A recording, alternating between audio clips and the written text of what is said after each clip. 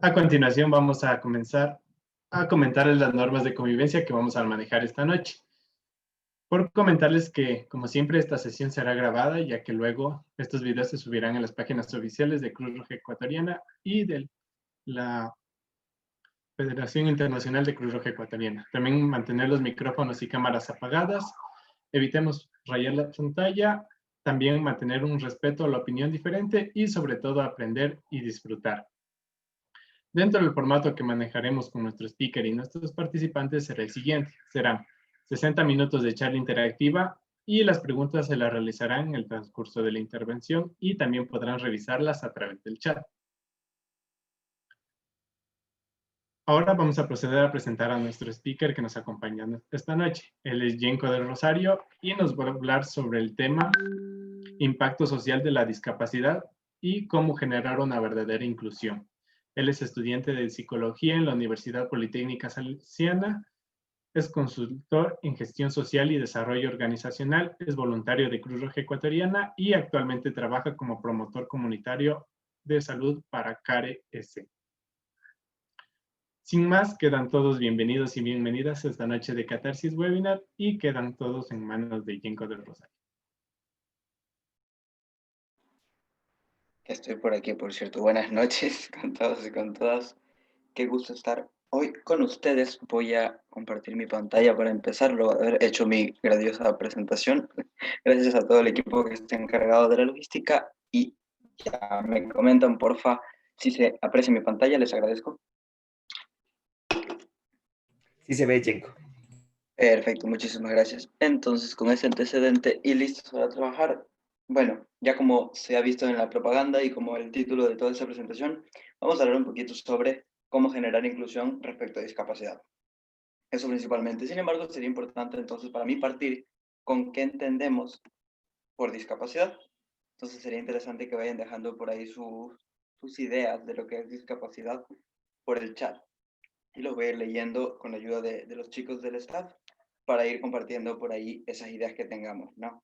Entonces, lo dejan por ahí y yo ya lo voy leyendo. De momento, la discapacidad se entiende desde algunos enfoques. Por un lado, tenemos el enfoque médico que nos dice que la discapacidad es una enfermedad o deficiencia que puede ser esta anatómico-fisiológica y que debe ser curada o rehabilitada en búsqueda de una reinserción a la normalidad. Un ejemplo en la praxis, una persona que por causas naturales o por un accidente tuvo que hacerse amputada su pierna, por ejemplo, una deficiencia física, anatómica, y que debe ser curada porque, claro, con una pierna menos, pues no puede caminar, etcétera, y anexos. Entonces, la idea del enfoque médico es eso, ¿no? Y es el ideal o la idea que todos nosotros hemos escuchado en algún momento respecto a la discapacidad. De hecho, por ahí voy leyendo que me dicen falta de capacidad física, Nicolás nos dice falta o limitación de alguna facultad física o mental que imposibilita a alguna persona, tal cual como lo estamos viendo con esta idea del enfoque médico, ¿no? Entonces, va por ahí la idea. Muy bien, chicos, muchas gracias. Ahora, surge, sin embargo, con estas ideas el tema de que el enfoque médico es principalmente rehabilitador. Tal como lo mencioné en su discurso, se habla desde una deficiencia, ¿no? Desde una enfermedad, y este particularmente busca rehabilitar o curar a esta persona o a esta condición a la que se denomina enfermedad, ¿no? Entonces es importante esto tener en mente. Enfermo o enferma, que es el lenguaje que se usa mucho en términos clínicos respecto a la discapacidad. Entonces, generalmente bajo este enfoque, a las personas se las identifica, por decirlo de alguna forma, como discapacitado o discapacitada. Entonces surge la interrogante, tal como ese agradable sujeto que está ahí en la foto, ¿es esta idea peyorativa? Quiero decir, si bien es cierto, hay, como ustedes mismos mencionaban y como ya vimos en la idea, esta deficiencia o esta particularidad, ¿no? Pero no deja de ser peyorativa esta forma de denominar a las personas. Entonces, como una alternativa, también hay otro enfoque para la discapacidad, ¿no? Estoy como que compartiendo estas ideas. Por un lado, ahora, vimos el médico, ahora surge el social. El enfoque social nos dice que la discapacidad no es nada más que la interacción, es decir, ya no es una sola cosa, sino que es la suma de las alteraciones en las funciones estructurales, físicas, anatómicas o fisiológicas que vimos antes, que haya la ausencia de un miembro, una condición psiquiátrica diferente, etcétera, etcétera, y anexos, estas sumadas a las limitaciones que estas llevan, porque a ver, como decíamos, la idea del enfoque médico y de la discapacidad era, ok, esta persona tiene lo que ponía como ejemplo, ¿no? Le amputaron una pierna, por ende, pues no puede caminar, entonces hay una limitación, hay que verla, hay una limitación. Entonces, la suma de estas alteraciones que generan esta limitación, ¿qué consigue o qué deja como resultado para la persona con discapacidad? Pues restricción en su participación. Usando el mismo ejemplo más bien de la persona que, por ejemplo, ahora tiene que usar muletas, pues su movilidad se va a ver afectada porque ya no va a ser tan fácil, por ejemplo, subir a un bus, si es que no tiene auto propio, conducir en el caso de que tuviera un auto, etcétera, etcétera, etcétera. Entonces, vamos viendo por ahí que quizás esta idea única de curar algo puede que no sea la única solución, porque, ok, por un lado, el médico nos dice, ok, démosle la solución, démosle una muleta o una prótesis, ¿vale? Pero ¿qué hay con esas personas que, por ejemplo, no tienen acceso a una prótesis porque es muy costosa o porque su condición particular no le permite tener una prótesis, ¿no? Que también pasa, pues sigue habiendo restricciones en la participación. Entonces, es importante que el enfoque social nos dice que la discapacidad, y se pregunta, ¿no? ¿Es inherente a la persona? Es decir, si yo cojo a esa persona y la separo de todo el mundo y la pongo ahí, pues seguirá teniendo las inequidades o las desigualdades que presentaba, y este mismo responde que no. Realmente la responsabilidad de que una persona con discapacidad tenga restricciones en su participación o diferenciación, por usar términos que son comunes, aunque no sean adecuados muchas veces, es que la responsabilidad son las barreras que coloca el entorno. Y esto va de la mano con que el entorno no tiene las adaptaciones pertinentes. Por ejemplo, esta metáfora que siempre se usa para hablar de este enfoque social. Si yo puedo hablar, sé hablar español muy bien, hablo muy fluido, tengo capacidad de expresar mis ideas, tengo capacidad de argumentar, tengo capacidad de construir un discurso sobre algún tema. ¿Qué pasa si de repente me llevan sin preparación alguna a Rusia? Donde iba a poner el ejemplo de Estados Unidos, pero muchos sabemos inglés, así que vamos a Rusia, vamos un poquito más heavy. Nos llevan a Rusia, donde no sé ni decir hola en ruso, donde las costumbres son distintas, o sea, todo ese conglomerado de cosas.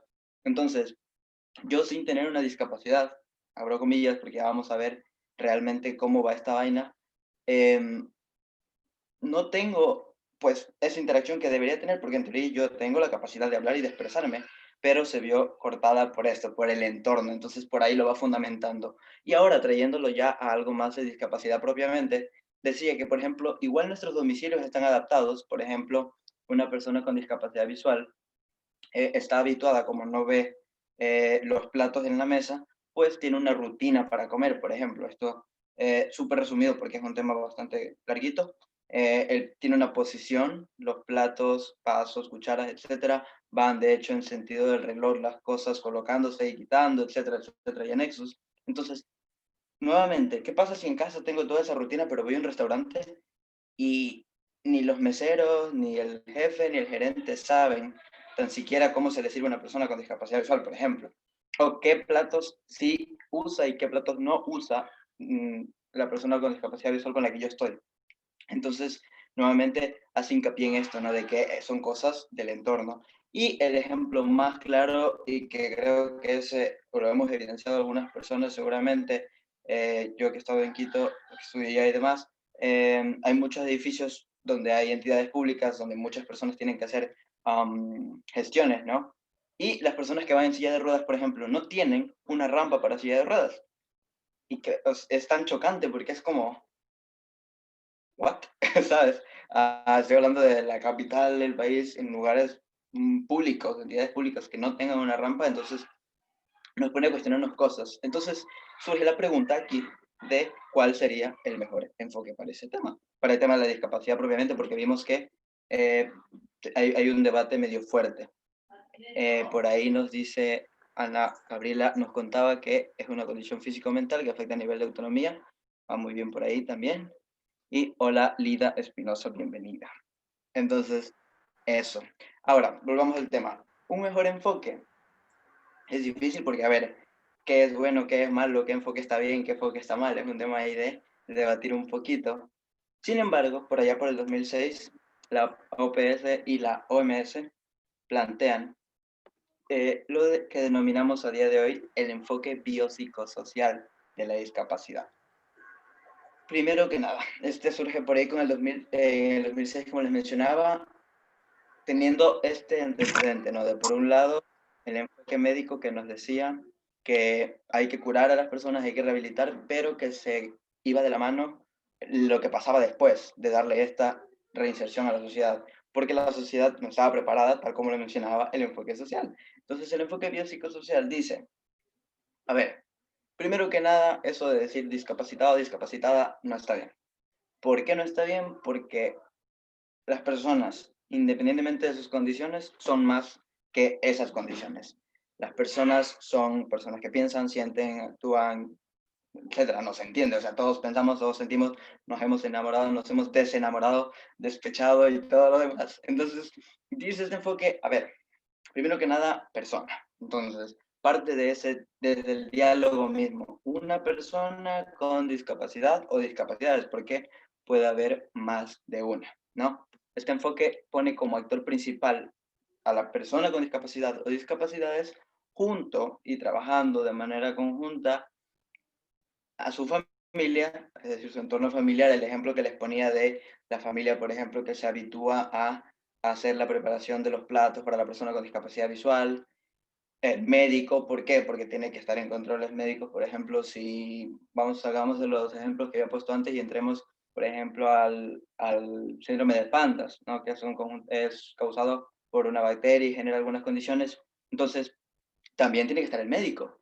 Y el entorno social, es decir, la gente de su trabajo, la empresa donde esta persona X trabaja, o la universidad, etcétera, etcétera, etcétera, pues todos estos elementos son fundamentales para eh, trabajar, por decirlo de alguna forma, no, desde este enfoque, porque es un enfoque político, obviamente, como les decía, parte desde la Organización Mundial de la Salud. Entonces la idea es generar políticas públicas, ¿no? Entonces, que por ahí va la vaina. Se basa en la atención primaria de salud y un poco de cuestiones, pero la idea como enfoque que hay que traer a la praxis es bastante bueno. ¿Por qué? Porque como pueden ver, pone como enfoque o como actor principal a esta persona con discapacidad o discapacidades. Ahora es importante hablar sobre los tipos de discapacidad. Ya las puse ahí, pero no sé si alguno de ustedes tal vez conozca algún otro tipo de discapacidad que no esté ahí. Sería interesante si lo pudieran dejar en el chat, porque, mmm, por un lado, la Constitución del Ecuador contempla 5 tipos de discapacidades. Eh, por otro lado, la OMS, por otro lado, y un montón de espacios, depende, ¿no? De cómo, incluso en Cruz Roja mismo, yo como voluntario, hay por ahí un montón de ideas. Entonces, sí es importante tener eso en consideración, que hay un abanico de opciones. Entonces, por un lado tengo, a ver, dice Camila, la discapacidad social.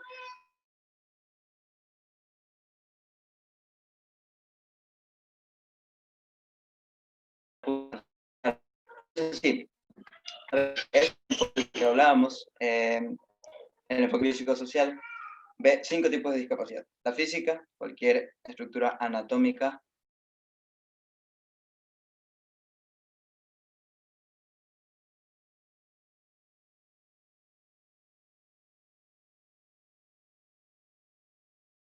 que, ojo, recordemos que esto estoy como que agrupando o partiendo desde ese enfoque del que vamos a hablar, perdón.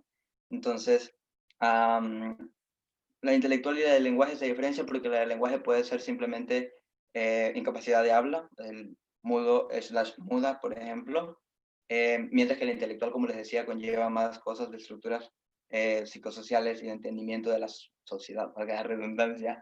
Entonces, por ahí se diferencia. Y la múltiple, pues, porque yo puedo tener, por ejemplo, una discapacidad visual y también una discapacidad física, o una intelectual y una física, se entiende, no puede haber más de una discapacidad. Entonces, por ahí va la vaina.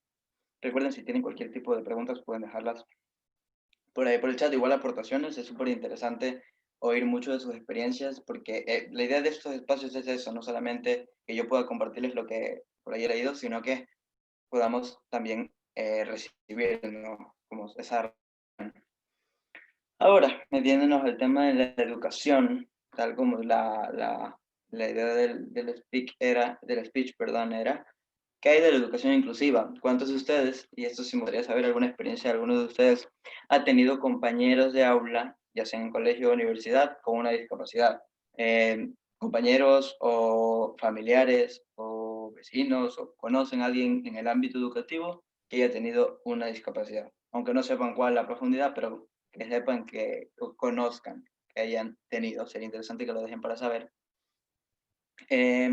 Surge aquí un debate y es que muchas de las instituciones parten desde un discurso denominado educación inclusiva, que, a ver, como idea está perfecto porque es lo que hay que hacer, pero ya vamos a entender por qué ese tono satírico con el que le digo, pues muchas de las instituciones solamente se basan en una adaptación curricular, es decir, adaptar, abro comillas, adaptar las metodologías de clase para que sean más abierta, más holística, más bla, bla, bla, pero suele quedarse únicamente en una doble planificación, es decir, para los normotípicos, así se denomina en el ámbito de planificaciones educativas, por ejemplo, yo que estuve de docente en un colegio, pues se maneja así, ¿no? Como experiencia para compartirles. La planificación de los normotípicos, persona que no tiene ningún tipo de condición, entre comillas, y la planificación de la persona del niño, por ejemplo, con TDA, trastorno de déficit de atención, o de déficit perdón, de atención e hiperactividad, o con algún tipo de discapacidad física. Y lo que se suele hacer es, por ejemplo, el niño con discapacidad física que no haga cultura física y que haga un deber escrito, ¿no? Y eso lo podemos ver, por eso les preguntaba y les decía que me contaran si conocían de experiencias de esta índole. Porque es algo que pasa, yo mismo he tenido compañeros que eso, no pueden hacer educación física porque usan silla de ruedas, porque tienen problemas de la columna, yo qué sé, ¿no? Que cuidado por ahí, que dejo algo al aire y se puede malentender. El problema de la columna desencadenó una incapacidad, por ejemplo, de caminar por su cuenta, entonces ya ahí se convierte en una discapacidad. Porque, pues, la condición física sumado al entorno imposibilita el normal funcionamiento, ¿no? Por ahí va la idea. Entonces, algo que quiero que quede súper claro es que la educación inclusiva y una adaptación curricular no es, bajo ninguna circunstancia, hacer una doble planificación. ¿Por qué no es hacer una doble planificación? Porque la verdadera educación inclusiva se basa en el otro, es decir, mirar, ¿no?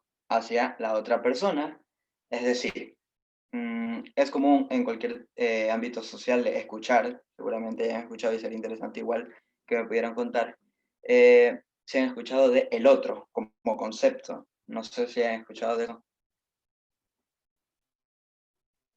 Muchos sociales, la postura del otro, la condición del otro, y es nada más que esa otra persona, X, mujer, niño, niña, lo que sea, elefante, que por alguna condición se encuentran en algún tipo de inferioridad. Entonces, ya sea de poder, ya sea de capacidad, que este tema de capacidad, cuidado, a mí no me gusta, por ejemplo, que persona tiene que otra en nada, o sea, yo siento que eso es un tema muy subjetivo y ya lo vamos a ver en un ratito. Entonces, la educación inclusiva verdadera es una mirada hacia el otro, es decir, a ver, yo que tengo un tipo socialmente de poder o de comodidad, ese me gusta más, comodidad por encima de otra persona, pues yo busco cómo generar una igualdad, una equidad con esta persona que se encuentra inferior, ¿no? Va por ahí la idea de la educación inclusiva y del otro. Entonces, ¿qué encontramos? Y ya las había ejemplificado hace un ratito, pero ¿qué tipo de situaciones nos podemos encontrar en el ámbito educativo? Dificultades de movimiento, un niño, niña, adulto, estudiante universitario, lo que sea, que tiene dificultad de movimiento. Entonces, a lo mejor, ya les puse el ejemplo, ¿no? del niño de silla de ruedas o de que usa muletas, que no puede hacer educación física, ¿no? No sé si han escuchado el término hipersensibilidad, sobre todo la visual. Sería interesante saber, porque es un tema que no se lo tiene súper conocido y va de la mano con el tema de los déficits o los trastornos del neurodesarrollo, de los que les hablaba. Por ejemplo, el síndrome de Asperger se caracteriza por una hipersensibilidad visual fuerte. Em, los niños con Asperger o con autismo, y hablo desde los niños porque es generalmente en esta etapa de la vida donde más se notan, o más bien donde surgen estas condiciones o estas situaciones más bien, donde el niño, por ejemplo, se irrita, y por eso hablo de niños porque es donde nos damos cuenta, El niño se irrita, por ejemplo, con el mero movimiento de sus compañeros y no se irrita en plan de que se pone molesto y que les quiere pegar porque es malcriado, abro comillas, porque es malcriado, no, sino de que en realidad le genera mucho malestar eh, el ver que la gente se mueva de manera o muy rápido, con velocidad. Entonces, y es algo que pasa. Ejemplo personal, mi hermano tiene Asperger y él cuando iba a la escuelita, me acuerdo que las primeras semanas era súper difícil la hora de salir al recreo desde el curso, porque solo verlos corriendo a los niños al lado de él, al frente, así como a esta distancia, le generaba mucho malestar.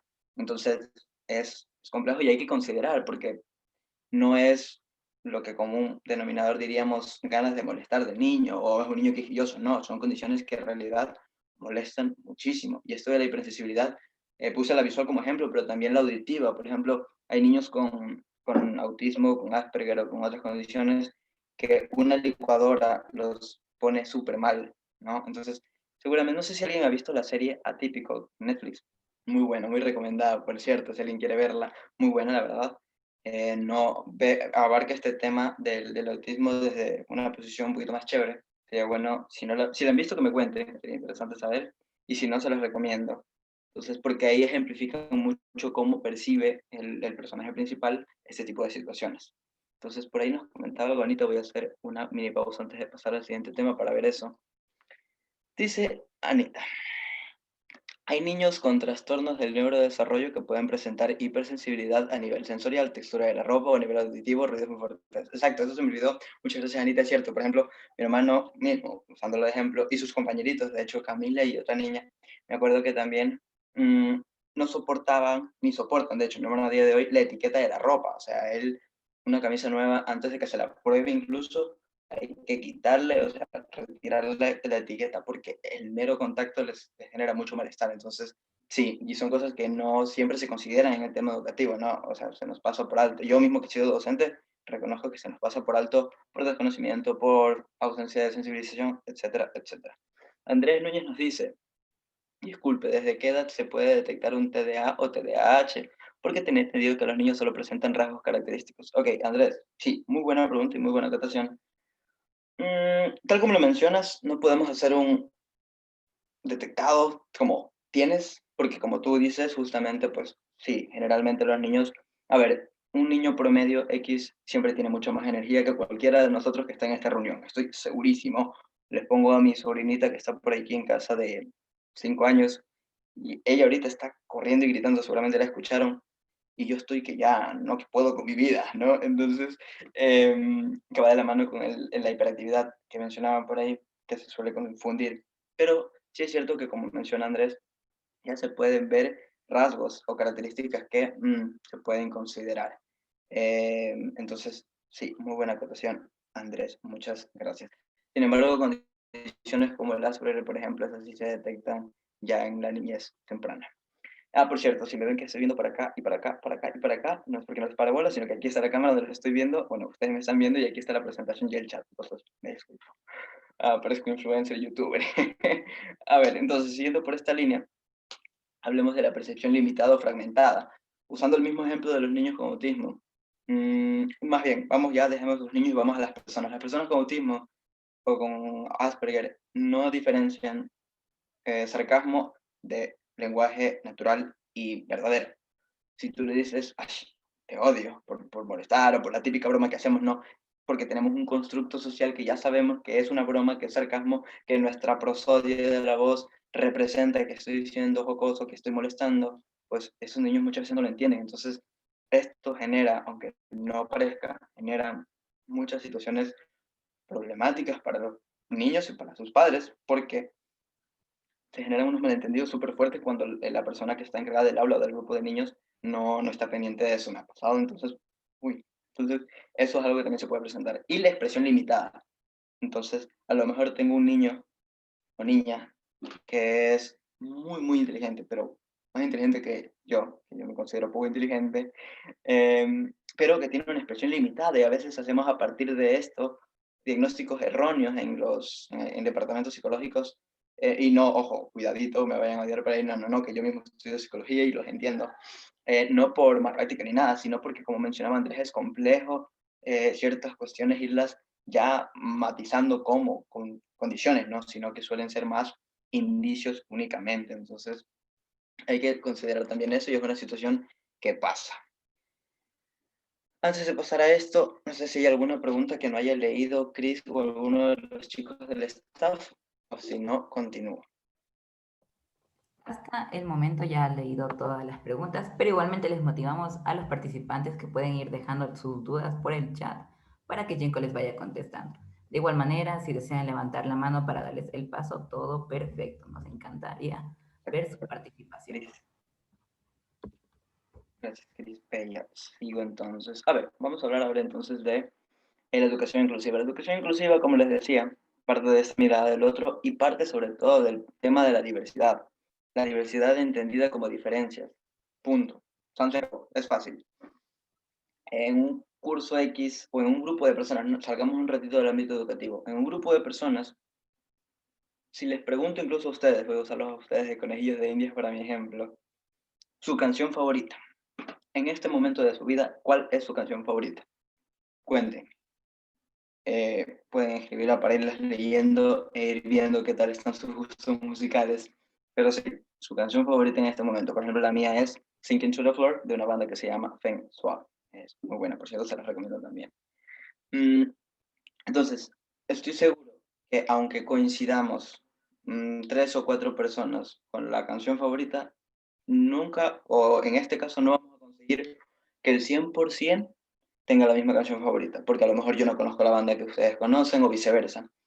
Entonces, ahí entra como ejemplo el tema de la diferencia. Es eso, somos diversos, somos diferentes, somos un universo cada uno de nosotros. Entonces, la educación inclusiva piensa eso, o el enfoque inclusivo en cualquier ámbito social piensa eso, piensa que somos diferentes y hay que apreciar esas diferencias y a partir de esas diferencias generar inclusión, como el diagrama de Venn que pueden ver, o el intento de diagrama de Venn que es la presentación con los circulitos azules.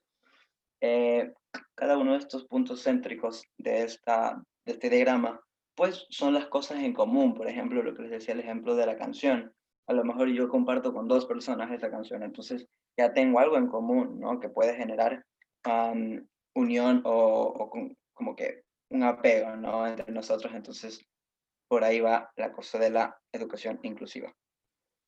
En la inclusión entra también los grupos LGBTI. Sí, esa pregunta la respondo ahora porque se me va la idea de eso. Por favor, Chris, me haces de acuerdo al final, porque es súper interesante hablar de eso, sobre todo en el tema de la discapacidad, que es como, uff. Ahora, teniendo diversidad más inclusión, es decir, ya entiendo la diversidad como diferencia, genero inclusión a partir de cosas en común, entonces yo entiendo que hay estilos de aprendizaje. Y nuevamente uso el ejemplo. ¿Cuántos de ustedes que están aquí aprenden mejor escuchando un podcast, por ejemplo? ¿Se aprenden un libro si lo escuchan? ¿Cuántos de ustedes se aprenden un libro si lo leen? ¿Cuántos de ustedes se aprenden si ven una obra de teatro pues, en internet? Entonces, por poner ejemplos, ¿no? Cada uno de nosotros aprendemos de distintas formas, entonces en la discapacidad es lo mismo. La enfermedad del lomo es básicamente lo mismo. La forma en que yo percibo las cosas, el niño con Asperger no las va a percibir y viceversa, pero igual, así como diferenciamos, que parece que es la única diferencia que hay, yo con Roberto, mi compañero de curso de octavo, pues no percibíamos lo mismo de las cosas y no aprendíamos de la misma forma. Yo aprendía mejor viendo que oyendo y a día de hoy sigue siendo lo mismo. Entonces, la idea de este enfoque es justo eso, entender que somos diferentes y que cada uno aprende de manera distinta, no únicamente las personas no normotípicas y las personas con discapacidad.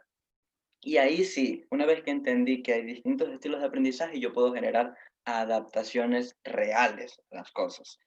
Entonces, una adaptación curricular, ¿de quién parte? De los normotípicos. ¿Por qué? Porque les decía hace un rato que en teoría yo soy el que estoy en una posición no superior, entre comillas, socialmente, porque, por ejemplo, yo entiendo, voy a usar el ejemplo del sarcasmo que les planteaba hace un ratito, yo entiendo el sarcasmo, diferenciar el sarcasmo del lenguaje textual o formal. Entonces, yo sé que a lo mejor Carlos, mi compañero de curso, tiene Asperger y él no entiende y le dicen, oye, es que tú eres tonto, porque, no sé, dijo algo mal, pero obviamente lo estaba molestando y él no entendió eso y de verdad piensa que es tonto y se lo va a cuestionar todo el día y va a estar camino a casa en el auto soy tonto, soy tonto, soy tonto. Entonces, ahí viene el principio de la alteridad, que es un principio, un valor muy importante, muy fuerte, que sería interesante saber si conocen el tema de la alteridad, qué es, qué significa la alteridad. Yo me pongo en el espacio, en los zapatos, como en la frase común de Carlos, ¿no? ¿Por qué? Porque yo sí entiendo el sarcasmo. Entonces, de mí tiene que partir este interés de ponerme. No puedo simplemente pretender meter a Carlos que no entiende el sarcasmo, decirle, esto es sarcasmo, entiéndelo y ya. O sea, no funciona así. Entonces, soy yo el que sí lo entiendo y que tengo una, abro comillas, comodidad o una situación de poder, quien me pongo en su lugar y genero la adaptación. Entonces, le digo textual, que es lo que yo hago muchas veces, por ejemplo, con mi hermano, cuando pasan frases como estas, palabras que ni siquiera entiende muchas veces, es como, Carlitos me dijo tonto, y yo, ¿por qué? Y me cuenta, y a lo mejor es algo sarcástico, y yo sí, él quiso decir eso, pero en realidad estaba molestando, lo que quiso decir fue lo otro, y le traduzco, como si fuera un traductor de Google personal para mi hermano, pues lo mismo. Y es un ejemplo puntual de cómo generar verdadera inclusión sencillamente en un espacio. Pues en el de clase no, pero en cualquier tipo de espacio. Es importante que cuando hablemos de educación inclusiva establezcamos un vínculo desde lo personal, no desde el déficit, como les decía hace un rato. Yo no le parto o no le digo constantemente, es que tú no entiendes esto, entonces, ¿por qué? Porque ahí partiría del problema, ¿no? De la situación. Sino que simplemente le explico y ya, tipo, ¿sabes? Oye, mi compañera de colegio no sabe inglés, yo sé inglés, me acerca y me pregunta, oye, ¿entendiste esto? Yo no sé qué es eso. Sí, esto es esto, y ya está. Entonces, pues lo mismo con la discapacidad. Y uso ejemplos así muy puntuales porque es como hay que ver este tipo de cosas. Es importante eliminar el estigma y los estereotipos. Por ejemplo, el desconocimiento es muy fuerte en ciertos temas de discapacidad y este genera em, estereotipos y estigma cuando tengo compañeros o cuando tengo espacios donde hay personas con discapacidad. Entonces la idea es que podamos conocer. Entonces, si yo tengo un poco de conocimiento sobre algún tema de alguna persona en condición de discapacidad o que tiene una discapacidad, pues voy brindando información para eliminar ese estigma.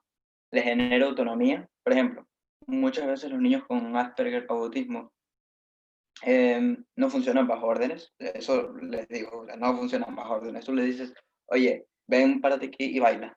El niño no baila, o sea, el niño se va y hace lo que le da la gana, literalmente. Y pongo el ejemplo del bailar, pero vamos a un ejemplo un poquito más fuerte. Yo le digo, por favor, no cruces la calle sin ver porque te puede pisar un carro y te puedes morir. Yo no, pero pongo ejemplo, ¿no? El niño con Asperger no le da igual porque no lo termina de comprender de esa forma. Ahí va la forma, no es que no entienda las cosas, no entiende de esa forma. Él va y cruza cerrando los ojos y cantando porque va relajado. ¿Por qué? Porque sabe que en casa el hermano mayor, la mamá, el primo, la prima lo cuidan, piensa que va a pasar lo mismo en la calle. Entonces, la idea de generar inclusión es generar estos espacios donde yo no rompa con esa autonomía que él puede llegar a tener. Entonces, le puedo usar un ejemplo de lo que puede pasar sin llegar a extremos muy grandes, etcétera, etcétera. Y esto mismo pasa con el tema del COVID ahora, por ejemplo, el tema de explicarle a los niños con discapacidad intelectual que estamos en una pandemia. Es un tema complicadillo, pero se puede, o sea, es posible. Entonces, hay que pensar en estrategias. No negar sus limitaciones. Entonces, algo que hacen mucho las personas que están al lado de personas con discapacidad es hablar de que hay una limitación, pero hay una oportunidad. Entonces, mi mamá, por ejemplo, a mi hermano le suele decir como, mm, mi hermano quiere, por ejemplo, lavar los platos. Es algo que siempre pasa cuando me ve a mí lavar los platos. Él dice, yo quiero lavar los platos. No le gusta hacerlo. Coge un plato y lo deja botado. O sea, intenta lavar y lo deja botado y se va, literalmente. A ver, ¿a quién le gusta lavar los platos? No, a mí tampoco. Pero me ve a mí lavando y dice, yo quiero lavar los platos. Entonces mi mamá se acerca y le dice, tú aún no sabes lavar los platos porque ahí va. Le explica que no puede, pero ahí va. Porque aún no has aprendido, tienes que aprender. Te voy a enseñar y después de practicar vas a poder hacerlo. Entonces, no niega sus limitaciones, pero le pone la oportunidad y lo pone nuevamente en este tema de la autonomía de lo que hablábamos antes. Y habla claro y usa un lenguaje positivo. Vas a poder, lo vas a hacer, que era el siguiente punto, ¿no? Ser claros con las indicaciones, ser claros con el lenguaje que tenemos. Y esto es un tema que pasa con cualquier cosa tabú. Manejamos lenguajes confusos, manejamos lenguajes indirectos, incluso para el tema sexual, por ejemplo, ¿no? A los niños ¿Cuántos de nosotros crecimos en lugares donde nos decían el pajarito, el pipi, en lugar de el pene, como se llama propiamente? Entonces, ese lenguaje confuso, pues lo mismo con la discapacidad. Nos da miedo por desconocimiento. ¿Cómo le digo a esta persona que está en silla de ruedas? Es un cojito, es un, no sé. Entonces, hay que tener un lenguaje claro por ahí. Y que el lenguaje sea desde el respeto. ¿Y cómo generamos lenguaje desde el respeto? Fácil, como lo mencionaba hace un ratito, em, hablando desde, por ejemplo, partiendo del mismo hecho de decirle persona con discapacidad, ya tiene bastante. No cieguito, no cojito, no manco, no persona con, persona que, etcétera, etcétera, etcétera, ¿no? Entonces, yo no le digo al señor que vende cachos, el cachero, porque suena mal, le digo el señor que vende cachos, ¿sabes? Pues exactamente lo mismo, aunque lo del cachero suena gracioso, pero no, era para poner la idea. Ahora, les voy a hablar de un ejemplo puntual de cómo generar verdadera inclusión social en la praxis fuera del ámbito educativo, pero quería saber, Cris, si hay preguntas de momento hasta ahí, antes de pasar al siguiente tema. Claro que sí. Todavía queda la pregunta de Andrés Núñez. No sé si deseas contestarla ahora o a la parte final. Es al final. Ya, perfecto. Y también hay un comentario de María José. Dice, buenas noches. He ahí la importancia también de la sensibilización del lugar donde se va a realizar la reinserción. Exactamente. Y ahí surge el interrogante, ¿no? Como, por ejemplo, me han preguntado muchas personas, oye, pero si tú me dices que hay que adaptar a la gente, ¿cómo le digo yo a toda la gente con la que se va a encontrar mi niño, mi hijo, mi hija, a que entienda estas cosas? Y claro, a primera vista tú lo escuchas y a priori dices, no se puede porque no voy a conocer a toda la gente, igual y me muero, igual y estoy en otro lado. Pues va más al tema de ir generando esta autonomía de la que le mencionaba yo hace un ratito y que en cada lugar del entorno vamos generando los cambios. Es como el tema de cambiar el mundo. Mucha gente me dice, oye, el mundo no se puede cambiar porque somos muchas personas y mira, tu idea, ¿cómo? Entonces, cambiar mi idea para mi entorno ya está cambiando el mundo porque un montón de cambios pequeños hacen un cambio grande. Entonces, por ahí va la cosa. Muchas gracias por el comentario. ¿Alguna otra, Cris, antes de seguir? Aprovechando, Y creo Andrés que Núñez seguimos. quiere hacer una pregunta hablando, así que podemos permitirle que prenda su Por micrófono. favor, adelante, Andrés, te escuchamos. Ya. Primeramente, muchas gracias por tomarme en cuenta. Bueno, mi pregunta es que, bueno, yo tuve la oportunidad de realizar mis prácticas en bueno, es escuela Colegio X. Ya. Supuestamente ahí hacen, bueno, tienen una educación inclusiva, pero solo el hecho de recibir a estudiantes que tienen discapacidades, por ejemplo, discapacidad, síndrome de Down, discapacidades físicas, pero bueno, esa institución es muy pequeña y no está adecuada para recibir a aquellos niños. Pero, o sea, mi pregunta es, yo no entiendo cómo lo recibo, o sea, por qué el Ministerio de Educación permite bueno, que suceda estos casos, o sea, hablamos prácticamente de una inclusión, pero pareciera que es algo utópico. Gracias, Andrés. Me parece súper adecuado y acertado tu comentario y la experiencia, porque yo también estaba en espacios y ahí surge una postura clara también. La solución sencilla sería, pues mandémoslo así, por donde el lenguaje de lo que pasa, ¿no? En las altas esferas, pues mandémoslos a una escuela donde solo estén niños con síndrome de Down, mandémoslos a una escuela donde solo estén niños, por ejemplo, con discapacidad auditiva. Pero recordemos que el tema de la inclusión era, pues, tengo que traerlos, no puedo seguirlos excluyendo porque si no, ¿cómo vienen en este nuevo entorno? ¿No? Pero ahí viene lo que nos plantea Andrés. ¿Cómo si no tengo instalaciones, si no tengo conocimientos, si mis docentes no están capacitados, si yo mismo, como autoridad de un colegio, por ejemplo, no estoy sensibilizado? Y cuando me refiero al estudiante que usa silla de ruedas, le digo el patojito o el cojito, ¿no? La idea es, tal como mencionaba hace un ratito a Andrés, es un tema de ir construyendo, estamos enterísimos en este tema, de ir generando, pero es posible sobre todo, y te voy a ejemplificar por qué no es utópico, aunque parezca que sí, con Fotosentidos Ecuador. Te voy a contar de la experiencia y les voy a contar ahora sí a todos sobre la experiencia de Fotosentidos. Fotosentidos, Miradas que Sienten fue un proyecto que se desarrolló por allá por el año 2017 más o menos, empezó, porque sigue en desarrollo, del cual he podido ser partícipe, soy voluntario en ese proyecto y fui gestor aquí en El Oro, porque es donde me encuentro ahora, de este proyecto. Entonces, Fotosentidos plantea la siguiente interrogante: ciego y fotografía. ¿Es posible que un ciego tome fotos? A priori, esto les pregunto a ustedes, sería interesante que me puedan responder. ¿Ustedes creen que un ciego puede hacer fotografías? Ah, claro.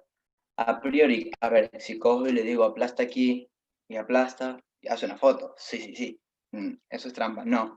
Fotografías de verdad, de calidad, buenas, que sirvan para medios, que sirvan para coberturas de evento, que sirvan para una expoferia y que tengan ese mensaje que siempre tiene la fotografía, ¿no? Que no es únicamente retratar a la persona que está sentada en el banco, sino transmitirnos lo que yo como fotógrafo percibí de esa persona y lo que esa persona sentía. Si a lo mejor la persona estaba triste, necesito que mi foto transmita que él estaba triste. Entonces, ¿un ciego puede hacer eso? Y les pregunto a ustedes, con esa pregunta me gustaría partir, perdón, porque es posible.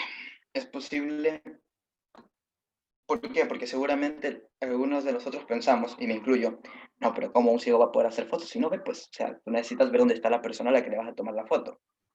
Simple, Yenko, pon esta botella aquí.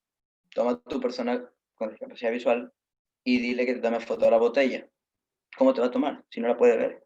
Y es porque estamos pensando desde una visión normal o desde una normovisión. Es decir, yo estoy acostumbrado a ver el mundo con mis ojos para hacer todo, para ir al baño, para levantarme, para darle un beso a mi enamorada, enamorado, para, qué sé, para todo, ¿vale? Es lo que visión normal representa, que uso mis ojos como principio para todo.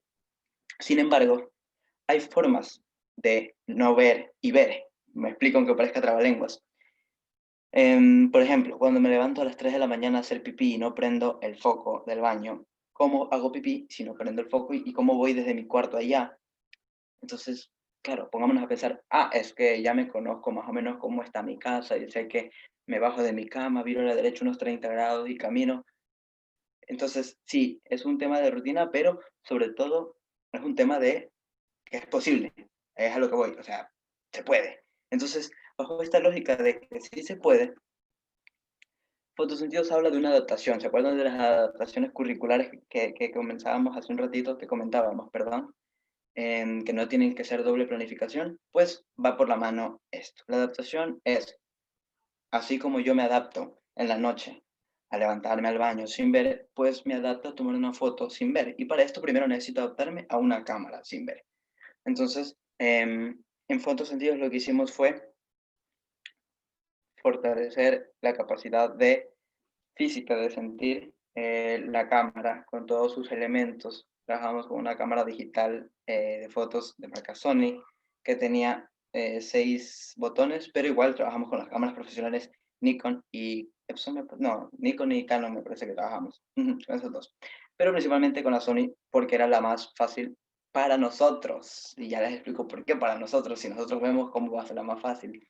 Y es que si trabajamos de inclusión, no podemos.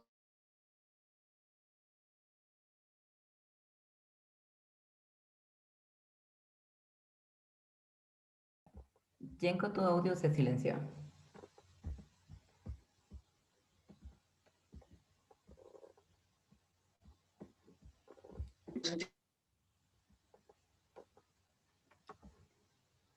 Yenko, te comento que tu audio se silenció y no se escucha tan bien.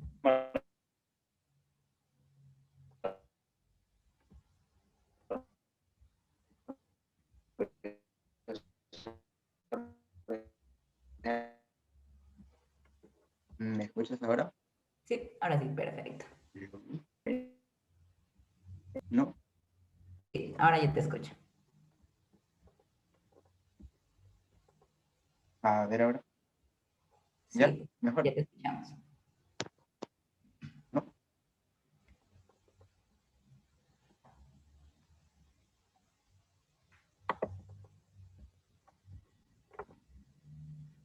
Oli. Ahora sí, ya te escuchamos bien. Ahora sí. El problema es que de repente mi computadora decidió irse de la vida, entonces no estoy escuchando lo que están contando ni viendo porque el internet se fue, no importa. Entonces, voy a tratar de conectar a la compu mientras estoy en el celu, pero voy a seguir hablando sin las fotos, sin las fotos. Ay, David ya tiene mi presentación.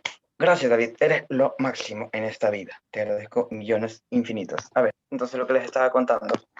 La inclusión. Entonces, ¿me confirma si está bien mi audio ahora, Cris? Claro que sí. Ahora sí. Perfecto. Lo que les decía, la inclusión. Entonces, yo lo que hacíamos con fotosentidos era, a ver, Carla, por poner un nombre X de una persona con discapacidad visual, esta es tu cámara, siente los botones, ya hicimos ¿no? en la adaptación. Ok, ahora que ya estás sensibilizada con tu cámara, vamos a tomar fotos. ¿Qué te gustaría fotografiar? Entonces, Carla escuchaba lo mejor que sonaba un auto pasando al lado de ella. Entonces, si estamos en la calle, sí, estamos en la calle. Ah, ok, quiero tomarle foto a los autos que están pasando al lado mío. Entonces, acompañábamos, hacíamos el proceso de acompañamiento, tal como lo está haciendo Wendy en esta foto, que es una voluntaria del proyecto, simplemente brindando autonomía, fortaleciendo estas habilidades que les mencionaba, hacíamos que Carla, Juan, Martina, todas las personas con discapacidad visual que se encontraban en el proyecto pudieran tomar las fotografías que quisieran y que transmitan lo que querían. Entonces, pásale la siguiente lámina a, porfa, David, te agradezco. Entonces, aquí va el siguiente principio de alteridad. Les presento a William y Jocelyn. William es un fotógrafo profesional que fue de los que nos ayudaba con las partes técnicas como tal de la cámara, de fotografía, de enfoque, encuadre, marco, luz, etcétera, tono de la fotografía. Y Jocelyn es una voluntaria, porque a ver, hasta ahora estábamos hablando de, sí, yo traigo a las personas con discapacidad visual y les enseño a hacer fotos, a coger la cámara, pero yo me estoy poniendo en su lugar, todavía no lo habíamos hecho y lo hicimos. Entonces, Jocelyn es una voluntaria que veía bien, o sea, ve. Entonces, lo que hacíamos es que con antiparras, estas cositas que son para dormir, las usábamos para transformarnos por unas horas o días en una persona con discapacidad visual y hacer el mismo proceso de sensibilización. Porque de nada me sirve que ellos vengan si yo no siento como ellos sienten para poder brindarles las herramientas que necesitábamos. Entonces, con este proceso lo que hacíamos era, incluso aprendimos muchas cosas, recibimos feedbacks, porque por ejemplo yo como Yenko, me pasaba muchísimo. Mis compañeros voluntarios me decían, yo les decía, ok, yo sé que aquí a mi derecha hay un árbol. Y me decían, sí, vira a la derecha. Y yo me viraba, pero me viraba mucho. No, acá. Y yo como, no veía, ¿cómo que acá? Acá. ¿Dónde es acá? Entonces, esas cosas no las iba a entender si no me ponía en ese lugar, en el lugar de Carlos, de Chris, que eran las personas con discapacidad visual, por ejemplo, ¿no?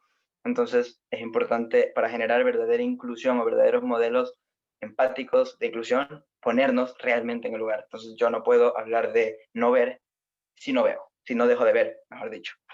No si no veo, si no dejo de ver. Y me transformo, ¿no? Una experiencia gratificante cuanto menos. Entonces, eso. Pásale a la gente, David. Incluso comíamos, me acuerdo. Aprendimos a comer con antiparras y con personas con discapacidad visual, pues, propiamente. David, ¿puedes pasar a la siguiente lámina, por favor? Perfecto. Entonces en esta foto que estoy acercándome porque soy bastante miope, tengo por el lado del frente a Alfredo, el chico ese alto, bonito, bello, con sonrisa de príncipe que se está disfrutando ese momento. Es el coordinador del proyecto, un gran amigo cercano, idealizador de hecho de estos fotosentidos, que se estaba riendo por un chiste que contó uno de los voluntarios de las personas con discapacidad visual que decía, porque esto también pasa, muchas de estas personas solemos estereotiparlas con que no hay cómo hacer bromas sobre su condición, y no es cierto. Ellos mismos se molestaban y cuando se despedían, por ejemplo, se decían, bueno, ya nos vemos mañana. Eran personas con discapacidad visual, no ven. Entonces, por ahí va el chiste, y justamente esa foto es de eso, porque uno de los voluntarios estaban haciendo cola para ir a hacer íbamos a subir a un cerro, me parece, a hacer unas fotografías, y un voluntario le había pisado al otro, ¿no? Entonces le dijo, oye, ¿qué no me estás viendo? Entonces se partieron de risa, me partí y nos partimos de risa, porque es la gracia, ¿no? Entonces nos poníamos también en esa parte y vivíamos esa experiencia. Pásale a la siguiente, David, porfa. Uy, qué calor que hace aquí. Y ahí están los productos, por si acaso, porque ahora la siguiente interrogante es, a ver, ellos toman la fotografía, pero chuta, no la pueden ver porque no ven. ¿Qué van a hacer? Les van a poner unas gafas mágicas con las que puedan ver y No. Sobre todo más que porque no se pudiera, porque a ver, igual y ganábamos un récord o un premio Nobel por inventarnos unas gafas que permitan ver, que sería maravilloso, pero como no tenemos el conocimiento, la capacidad ni los recursos, pero sí teníamos las ganas y sobre todo la intencionalidad, buscamos adaptaciones. Ahí va nuevamente. ¿Qué modelo o qué cosa me permitía que yo como persona normotípica pudiera ver y a las personas con discapacidad visual ver su foto? Ustedes saben, es de conocimiento que las personas con discapacidad visual leen o aprenden textos, obras de arte, etcétera, por sistema braille, ¿no? Un sistema de puntos ubicados de tal forma que representan símbolos del abecedario, figuras, etcétera. Entonces, con un sistema de doble fondo, que como una imprenta que se llama Insania Gráfica de la ciudad de Quito, construimos porque o sea, se había prototipado fuera del país, pero aquí en Ecuador no se había hecho. Tenemos fotos que están impresas en calidad 1080 me parece, para verlas, o sea, súper, súper claras, con todos los ángulos, luces, etcétera, porque fueron tomadas con cámaras, como les decía, profesionales, pero que tenían texturas, tanto en los bordes externos para que se sienta la silueta de lo que estoy tocando, e internos para que sepa que estaba tocando. Entonces, esas fotos que ustedes están viendo allí no son fotos tomadas por nosotros, son fotos tomadas por los participantes, por personas con discapacidad visual. Pasaré a la siguiente, David. Em, Obviamente esas fotografías las podían ver ellos y las podíamos ver nosotros. Y hablamos desde el ver porque ellos decían que veían. Entonces se sentían súper felices porque incluso sin decirles qué eran, les poníamos, ¿no? Al autor de la obra le poníamos la flor que había fotografiado el día anterior. Tocaba y decía, uy, este es el girasol que yo fotografié ayer. Y es como, wow, súper gratificante, ¿sabes? Pásale, David, porfa, la presentación, te agradezco, no sé si no me escuchas. Ya, gracias. Y les presento a Mauri. Mauri es uno de nuestros fotógrafos certificados como fotógrafo con discapacidad visual, que estaba acostado en el suelo, porque eso es otra cosa, no solamente les decíamos como, a ver, te muevo, ahí está la Cristina, tómale una foto. No, no, no. Ellos vivían tal como, no sé si han visto estos fotógrafos de Nat Geo o de sesiones de fotos que se echan al piso, como si la vida no importara hacer fotografías. Pues los fotógrafos con discapacidad visual igual, porque querían hacer fotos diferentes, querían hacer fotos con impacto. Entonces, Mauri me acuerdo que estaba fotografiando los pies de las personas que estaban saliendo del comedor del centro de capacitaciones cuando tuvimos la formación, que es una foto muy bonita, que la pueden ver en el Flickr de Fotosentidos o en el Instagram de Fotosentidos, está por ahí. Todos los medios o productos, perdón, están en ese Instagram. Pues para eso estaba ahí. Y él, de hecho, hace ya a día de hoy, él trabaja en la Salesiana, me parece, en la universidad donde yo estudio, hasta donde sabía, pero también trabaja haciendo coberturas de eventos con fotos. Así como estas sesiones fotográficas que hacen en quinceañeras, en bodas, pues nuestro querido Mauri aprendió y ahora hace fotografías mucho mejor que las mías, dicho sea de paso, porque hace unas fotos que son cremita de la buena. Pásale a la siguiente, David, te agradezco muchísimo. Y como acabó mi presentación, ahora sí quisiera abrir este espacio para todas las preguntas que puedan haber quedado por ahí durante o aportaciones, comentarios y preguntas que puedan surgir ahora que ya hemos acabado prácticamente el tema.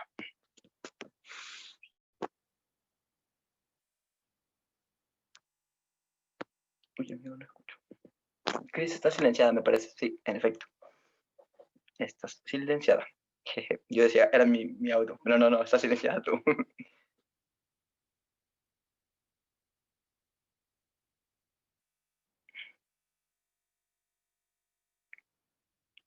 Cris, no sé si soy yo el que no escucha o está silenciada tú.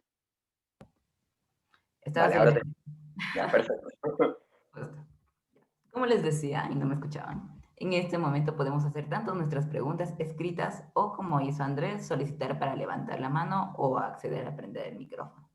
Y aquí vamos a responder su pregunta. Andrés Núñez nos dice, ¿en la inclusión entra también los grupos LGBTI+? Vale, a ver, es importante entender el tema de la inclusión como habíamos planteado diversidad, diferencia, de ahí que se hable de diversidad sexogenérica, ¿no?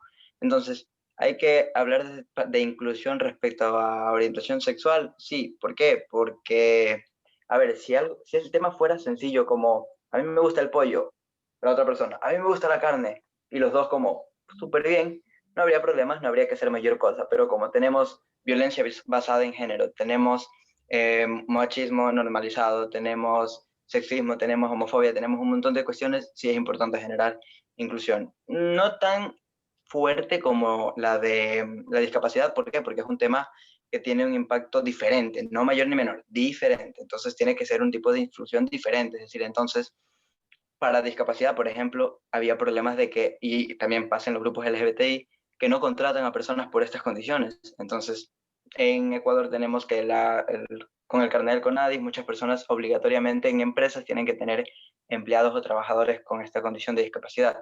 Hay empresas, de hecho, que en Quito conozco dos, que tienen como requisito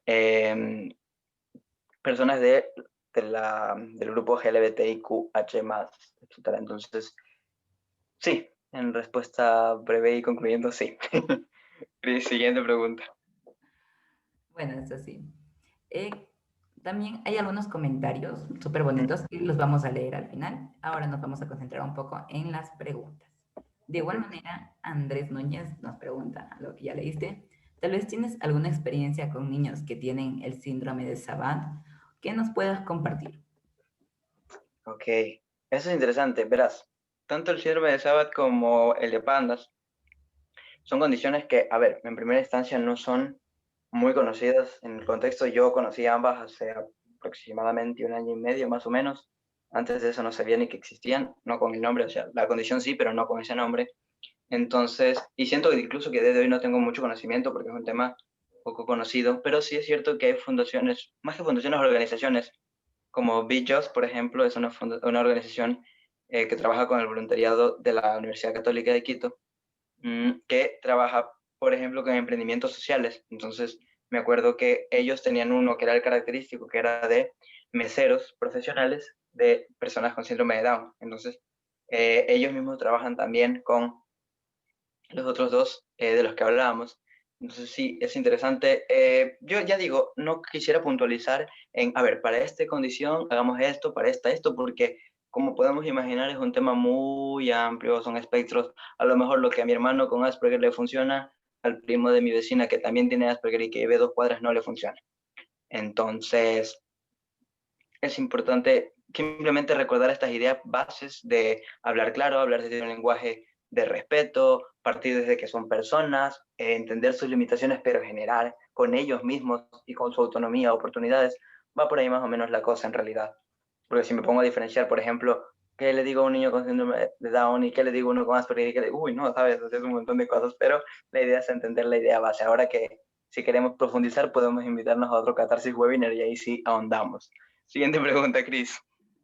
Gracias, Jenko. De igual manera, Nicole Romo nos pregunta, bueno, nos dice, quizás algún consejo que nos puedas brindar de cómo enseñar a los niños que sean un poco más inclusivos. Ya, los niños más inclusivos. Ok, ¿se acuerdan de la alteridad, de este sentimiento, de este valor de ponerme en el lugar del otro? Tenemos la ventaja de que los niños son tan lindos de que tú les enseñas, o sea, los niños pueden ver, de ejemplo, ¿no? Un niño se pelea con otro niño, se pegan, se mechonean, se alan, se muerden y se van, ¿no? Cada uno por su lado, porque, yo qué sé, por un tazo, por un balón, por una pluma. Se va por allá Manolo, se va por allá Fernando. A la media hora Manuel y Fernando están jugando de nuevo. Entonces, es importante desde este sentimiento, porque a ver, no siempre pasa eso, porque a lo mejor hay condiciones, hay situaciones, es importante trabajar mucho en la empatía del niño. Entonces, hacerle entender mucho que somos diferentes, todos, no solamente discapacidad, o sea, somos diferentes, vamos a encontrar gente muy, muy alta y que incluso un niño a lo mejor puede hacer sentir mal a una persona que es muy, muy alta por ser muy, muy alta y no tiene intención, ¿saben? Entonces, la idea es ser empáticos nosotros y a partir de nuestra empatía enseñarles, entonces, trabajar con ellos su empatía. Mi mamá, por ejemplo, cuando yo era chiquito, me acuerdo, siempre me decía, y le dice a mi hermano, por eso lo recuerdo, tú te vas a encontrar en la vida con cosas muy diferentes a las que tú estás acostumbrado a ver. Personas que se visten distinto, personas que usan prendas u partes de su cuerpo que no, tú no tienes o que tú tienes más. Y está perfecto. Siempre tienes que mirar, por ejemplo, ¿no? De forma que no hagas sentir mal al otro. Entonces, cuando tú no sepas si tu mirada va a hacer sentir mal al otro, pues haz una mirada tranquila, sosegada, como la que haces con cualquier cosa. Aunque no entiendas, ya luego me preguntas y lo conversamos en corto. Pues eso es un ejemplo puntual, ¿no? Pero la idea es eso, mantener ese sentimiento de empatía de que somos diferentes y que voy a encontrarme con cosas distintas cada día, a diario, muchas veces. Por ahí va la respuesta. Gracias, Jenko. Algo súper bonito que acabas de mencionar y estoy segura de que me va a quedar grabado a mí tanto como a las demás personas, es ser empático nosotros y enseñar a partir de esa empatía. Así que es un mensaje bastante claro, simple y que va a ayudar bastante. De igual manera, vamos a leer los comentarios que nos mencionaron. Dayana Molina nos dice, creo que la formación en la ética de la sociedad es muy importante para el accionar frente a temas de la concientización y sensibilización ante la discapacidad, ya que si nos formamos con valores, podemos ponernos en los zapatos del otro. Totalmente. Alteridad. Muy bien, Diana. De igual manera, Adriana Ortiz nos dice, buenas noches, felicitarte por la excelencia de la ponencia. Mi aporte es que ahora el gobierno ha fortalecido las técnicas que se aplican en la escuela con las NEE para un mejor aprendizaje con niños con discapacidad. Gracias y feliz noche. Gracias a ti, Adri, y sí, tienes toda la razón. Pero nos falta mucho por hacer, sobre todo en el tema de lo social, porque en papeles hay mucho, pero en la praxis ya nos mostró por ahí Andrés y veíamos con él mismo y con ustedes que nos falta bastante, pero sí, es cierto que en comparación hace unos 10, 15 años, un avance brutal. Gracias. Efectivamente, Jenko. Y algo bonito que comparto también contigo, y estoy segura de que el público igualmente lo comparte, es que con respecto a una verdadera empatía, a veces no es tan suficiente el ponerse en zapatos de otros, sino vivir la experiencia, como nos mencionabas acerca de las cámaras y eso. Así que me imagino que vivieron algo bonito y sobre todo las demás personas se sintieron al mismo nivel. Sí, totalmente. En el chat, Dayana igualmente nos dice, felicitaciones, Jenko, muy buena exposición. Nico le dice, muchas gracias. Para estar en boga, corazoncito coreano para Diana y para todos. Y eso es mi apreciado Jenko. No sé si tal vez las personas tengan alguna u otra duda, pero por ahora la última que nos queda y que me mandaron por privado es que si existe una verdadera inclusión o lo que realmente se vive es una segregación con las personas con discapacidad. A ver, creo que esa pregunta va de la mano con las respuestas que he dado antes y lo que mencionaba hace un ratito Andrés. Suena utópico. A día de hoy no podría decir que hay una inclusión. Es difícil porque conlleva muchas cosas, ¿no? Yo mismo a veces peco por desconocimiento de ciertas cosas de las que defiendo, ¿no? Entonces, es complejo, es un tema de un constructo social amplio y de trabajar muchas cosas. Sí es cierto que estamos muy segregados porque, por ejemplo, la política pública que tiene la Secretaría Técnica de Discapacidades, el Consejo Nacional para la Igualdad, perdón, etcétera, etcétera, segrega mucho porque ponen un pedestal a las personas con discapacidad de forma que los vuelve inferiores en ciertas cosas. Entonces, sí, va totalmente lo que menciona, pero es importante lo que les decía hace un ratito, ir generando cambios nosotros. Si yo cambio mi entorno, pues va a cambiar a grande, ¿no? Entonces, toda la gente, por ejemplo, que hable con Jenko del Rosario de Discapacidad, sabe que no puede decirle a nadie cojito o el cieguito, ¿no? Porque Jenko le va a decir, a ver, ¿cómo que cojito, cieguito, no? Entonces, pero ese chiste, pero esas cosas, tal como dice Andrés, constructo difícil, pero no imposible. Esa es la conclusión. Así que te robo la frase, amigo, es eso. Muchas gracias, Jenko. Y como no hay más preguntas, pero hay muchas felicitaciones en el chat para ti. Igualmente me parece una exposición y sobre todo compartir tus conocimientos de una manera excelente. Muchas gracias. Y como para ir finalizando esta parte, si nos ayudarías con un mensaje final aparte de todos esos mensajes motivadores que nos dijiste hoy. Cuídense del COVID porque, amigos, está difícil la situación, no, mentira. Seamos empáticos, pongámonos en la posición de los demás y no únicamente, y esto te robo, Cris, un poquito, no solamente por vivirla, sino que sintamos, o como el eslogan que teníamos en Fotosentidos, atrévete a sentir lo invisible. Es básicamente eso con todo. Toda la información que les di, por ejemplo, el modelo biopsicosocial, en Google ponen modelo biopsicosocial y hay un PDF sobre el artículo de la OMS, súper lindo. Y lo de Fotosentidos pueden encontrarlo en Instagram, Facebook, Twitter. Iba a decir mi PRI, pero eso no. Todo lo demás, redes sociales sanas como Fotosentidos Ecuador. Excelente. Muchas gracias, Jenko, y a todas las personas que te dejan esos lindos comentarios. Los puedes ir viendo en el chat. Y de igual manera te pediríamos que por favor nos dejes en el chat algún contacto de ti o de alguna organización, como el caso de Fotosentidos, con la que te podamos encontrar, seguirte y sobre todo alguna duda que quede por ahí. Claro que sí. Como les decía, Yenko del Rosario en cualquier lado, no soy de ponerme nombres distintos. Yenko del Rosario y me encuentran hasta en el mercado. Y Fotosentidos Ecuador con el tema de la fotografía, porque a día de hoy sigue trabajando el proyecto como fundación ya no como proyecto, pero sí como fundación. Entonces, eso. Y Cruz Roja, Yenko del Rosario me encuentran también sin problema. Muchas gracias, Jenko. Y antes de continuar, bueno, extenderte todo el agradecimiento posible por esta charla. Y ahora vamos a la parte, digamos que más entretenida de este Catarsis Webinar, más querida por el público y más sonriente por el público, que es nuestra foto. Así que, como vemos en la pantalla, en nuestros Catarsis Webinar, para las personas que recién se están uniendo, nos tomamos una foto, o sea, capturamos el momento que estamos viviendo. Así que invitarles a todos que vayan prendiendo esas cámaras, que pongan esa sonrisa colgate como la que Jenko nos regalaba hace un momento para tomar esta foto. ¿Sí? Así que, mientras tanto, vamos prendiendo las cámaras. Muchas gracias, Anita. Muchas gracias, Jenko. Muchas gracias, Tatiana. A las personas que van prendiendo la cámara. Muchas gracias, Andrés.